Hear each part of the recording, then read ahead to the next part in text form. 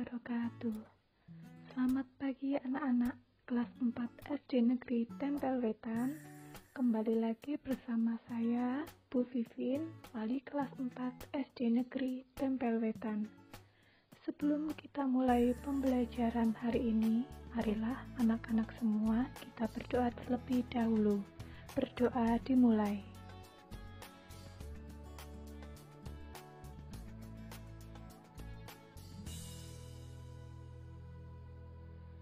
Berdoa selesai. Anak-anak, dalam masa pandemi COVID-19 ini, kalian masih tetap harus belajar di rumah. Oleh sebab itu, Bu Vivin selalu mengingatkan kepada kalian untuk selalu menaati protokol kesehatan, yaitu jangan lupa pakai masker, selalu sedia hand sanitizer, tetap jaga jarak, dan sering cuci tangan pakai sabun dengan air mengalir. Nah, hari ini pembelajaran tematik kita sudah sampai di tema 1, subtema 2 untuk pembelajaran ketiga. Nah, anak-anak, pada pembelajaran ketiga ini kalian bisa membuka buku paket kalian di halaman 100. Pembelajaran ketiga. Di sini kalian bisa melihat ada gambar anak sedang bermain. Ini adalah salah satu permainan tradisional Indonesia yang sangat menarik. Ada yang tahu ini permainan apa? Ya, betul, ini adalah permainan yang berasal dari Sumatera Barat. Permainan Bagiak namanya, atau yang biasa disebut dengan Perompa Bakuak di daerah Sumatera Barat. Nah, permainan ini membutuhkan kekompakan. Di buku ini dijelaskan hal-hal yang perlu diperhatikan pada saat kalian melakukan permainan Bagiak. Kalian baca. Yang pertama, buat kelompok yang terdiri atas 3 orang, kemudian masukkan masing-masing kaki ke dalam tali bagiak ini. Anggota kedua memegang bahu anggota di depannya. Anggota ketiga memegang bahu anggota di depannya. Anggota paling depan memberi tanda kapan berjalan dan kapan berhenti. Kemudian diskusikan kaki yang diangkat terlebih dahulu, misalkan kaki kanan terlebih dahulu atau kaki kiri terlebih dahulu. Untuk menjaga kekompakan, semua anggota bisa berteriak saat berjalan, kiri, kanan, kiri, seperti itu. Nanti yang menang adalah kelompok yang mencapai garis akhir pertama. Jadi yang pertama mencapai garis akhir itu adalah pemenangnya. Nah, bisa kalian lihat ini ya. Ini yang terlihat di buku hanya satu kelompok saja. Kemudian kita lanjutkan materinya. Itu tadi permainan Bagiak dari Sumatera. Nah, saat bermain Bagiak, kamu tentunya harus mendengarkan peluit yang ditiupkan guru dan aba-aba temanmu. Kegiatan tersebut tentunya membutuhkan pendengaran yang baik. Nah, anak-anak, masih ingatkah kamu tentang pentingnya indera pendengar kan? Kemarin Vivin sudah menjelaskan tentang struktur bagian indera pendengaran. Nanti tugasmu adalah mengisi bagan ini, yang bagian cara merawat dan bagian cara kerja. Untuk bagian-bagian indera pendengar dan juga fungsi, nanti akan kita bahas bersama setelah ini. Mari kita lanjutkan. Untuk indera pendengar, nanti akan Bu Vivin jelaskan lebih lanjut. Telinga terdiri dari 3 bagian.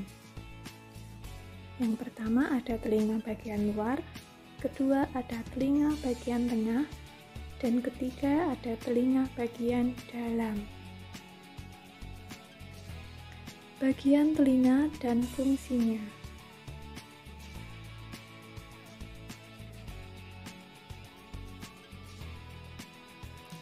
Daun telinga berfungsi untuk menangkap dan mengumpulkan suara. Lubang telinga berfungsi untuk memasukkan gelombang suara ke dalam liang telinga. Saluran atau liang telinga berfungsi menyalurkan gelombang suara ke dalam telinga tengah. Gendang telinga berfungsi untuk menangkap gelombang suara. 3 tulang pendengaran, yaitu tulang martil, tulang landasan, dan tulang sanggurdi, berfungsi untuk menangkap getaran bunyi. 3 saluran setengah lingkaran berfungsi sebagai alat keseimbangan tubuh.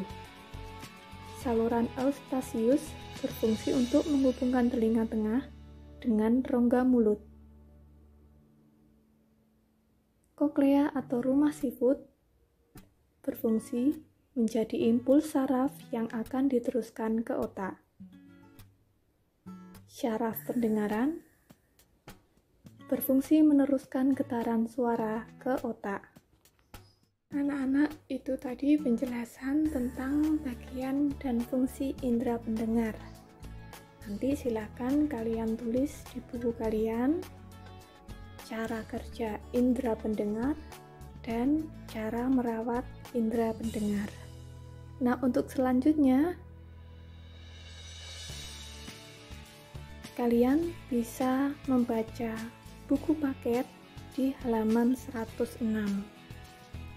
Di buku paket ini kemarin kalian sudah membaca tentang tong sampah gotong royong. Nanti silahkan kalian baca sekali lagi cerita tersebut dan tulislah gagasan pokok dan gagasan pendukungnya. Kemudian nanti kalian tulis setiap paragrafnya, gagasan pokok dan gagasan pendukungnya. Kemarin setelah Bu Vivin periksa hasil kalian, ada beberapa anak yang masih kebingungan untuk menentukan gagasan pokok dan gagasan pendukung. Oleh sebab itu, nanti Bu Vivin akan memberi contoh untuk menentukan gagasan pokok dan gagasan pendukung. Nah, anak-anak, dari bacaan tong sampah gotong royong, kita ambil sebagai contoh adalah paragraf ketiga. Kira-kira pukul 10, Pak Made, Dayu, dan keluarganya sudah kembali dari kegiatan ibadah. Tong-tong sampah baru siap dihias. Pak Made, Ibu Made, dan Dayu berkeliling membuat pola hiasan di tempat-tempat sampah baru. Lani turut membantu Dayu.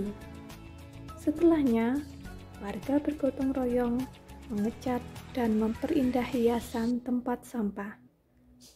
Sebelum matahari meninggi, sudah ada 12 tempat sampah baru yang dihasilkan warga secara bergotong royong. Drum bekas, ember bekas, karung plastik, keranjang anyam sudah berubah menjadi tempat sampah yang cantik. Nah, itu bacaan untuk paragraf ketiga. Untuk gagasan pokok anak-anak, biasanya bisa di awal paragraf atau bisa di akhir paragraf, atau bahkan juga bisa di tengah-tengah paragraf.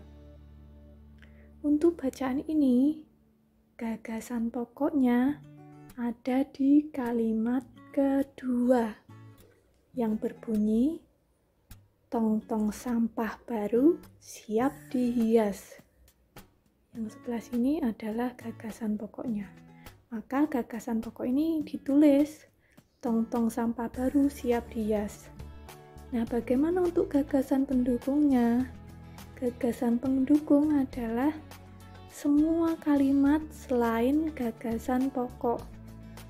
Jadi mulai kalimat pertama, kalimat kedua ini masuk gagasan pokok, berarti gagasan pendukung kalimat pertama, kalimat ketiga, kalimat keempat, kalimat kelima, keenam, dan ketujuh ini masuk di gagasan pendukung.